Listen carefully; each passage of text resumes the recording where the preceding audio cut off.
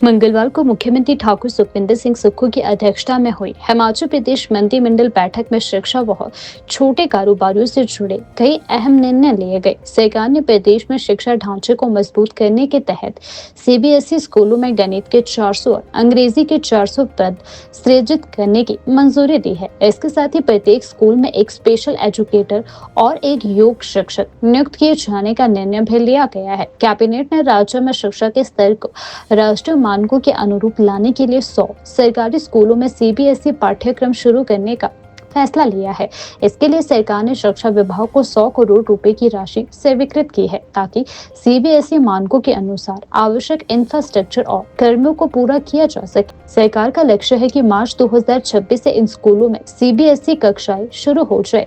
बैठक के बाद उद्योग मंत्री हर्षवर्धन चौहान ने जानकारी देते हुए बताया कि सीबीएसई पाठ्यक्रम वाले स्कूलों में शिक्षक चयन परीक्षा के माध्यम से किया जाएगा। इन स्कूलों में एक एक चौकीदार का पद भी स्वीकृत किया जाएगा, जबकि 3 मल्टीटास्क वर्कर रखने की अनुमति भी दी गई है। कैबिनेट ने मुख्यमंत्री लघु दुकानदार योजना के तहत शहरी क्षेत्रों में सालाना आय 10 लाख रुपए से कम वाले छोटे कारोबारियों को राहत देते हुए उनका 1 लाख रुपए तक का लोन माफ करने का फैसला भी लिया है। सरकार का मानना है कि इससे छोटे व्यापारियों को आर्थिक मजबूती मिलेगी और वे दोबारा व्यावसायिक स्थिरता हासिल कर पाएंगे।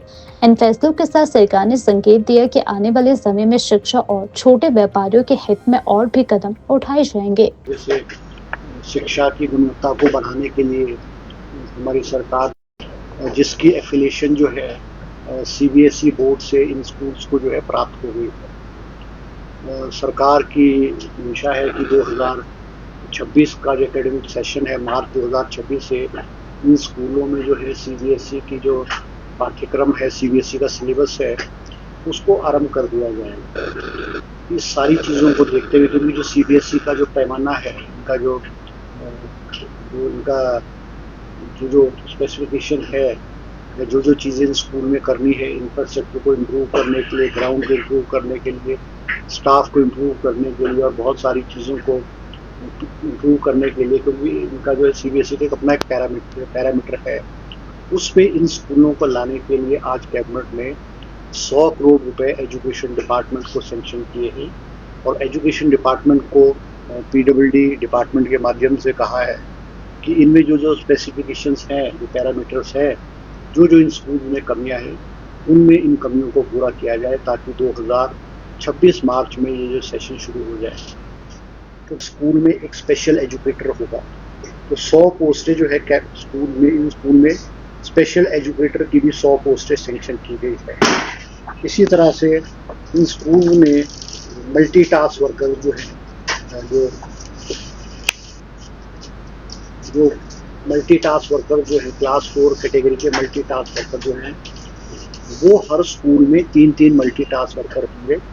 तो कैबिनेट ने आज 300 पोस्टें सीबीएसई स्कूल्स में मल्टीटास्क वर्कर की सैंक्शन की और इन स्कूल में हर स्कूल में एक एक चौकीदार भी जो है वो होगा। इसी तरह से इन स्कूल में जो है योगा टीचर लगेंगे इसमें और स्पेशल एजुकेटर लगेंगे। तो 100 पोस्टें इसमें जो है इन कैटेगरीज की भी जो है आज कैबिनेट ने इसमें जो है सैंक्शन की गई है। इसके अलावा आज कैबिनेट ने एक बहुत महत्वपूर्ण और अहम फैसला लिया है कि हमारे जो चंडीगढ़ के साथ लगते हुए एरिया हैं, बद्दी एरिया में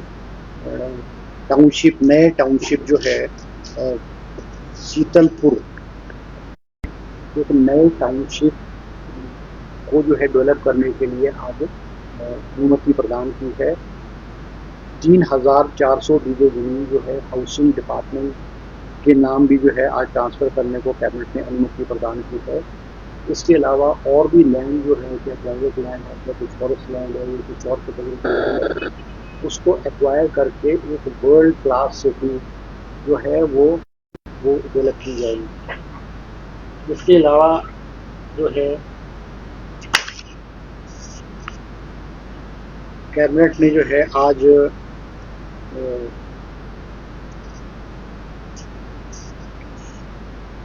Himachal Pradesh energy conservation building code को भी स्वीकृति प्रदान की है, जिसमें से ग्रीन बिल्डिंग्स को डेवलप करने के लिए जो है वो प्रोत्साहन किया जाएगा। इसमें जो अमेंडमेंट की है उसमें कि जो भी व्यक्ति अप्लाई करेगा माइंस के लिए, नई माइंस के लिए या रिन्यूअल होगी, उसको जीएसटी के क्लियरेंसेस और गवर्नमेंट की और क्लियरेंसेस जो हैं उनको अवेट करते थे, इसलिए इसको अमेंडमेंट को ऐड किया गया है।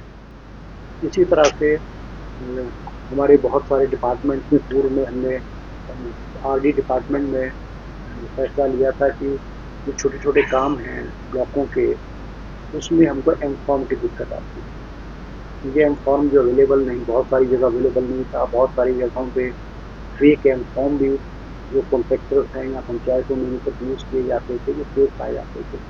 इसलिए सरकार ने अपनी रॉयल्टी को बचाने के लिए और अपनी को रेवेन्यू को जनरेट करने के लिए पीछे 10 लाख की जो स्कूल पंचायतों में थी उनको एम फॉर्म की छूट दी थी।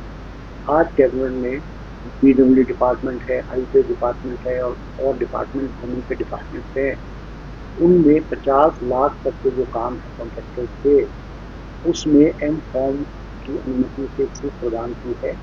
और एक्सीडेंट लेवल पे जब वो बिल डिडक्ट करेंगे तो रॉयल्टी वहीं उसी वक्त उस अमाउंट से जो है वो एक्सीडेंट काट करके सरकार की ट्रेजरी में जो है वो जमा कराएगा। इससे भी सरकार को जो है बहुत जो है फायदा होगा।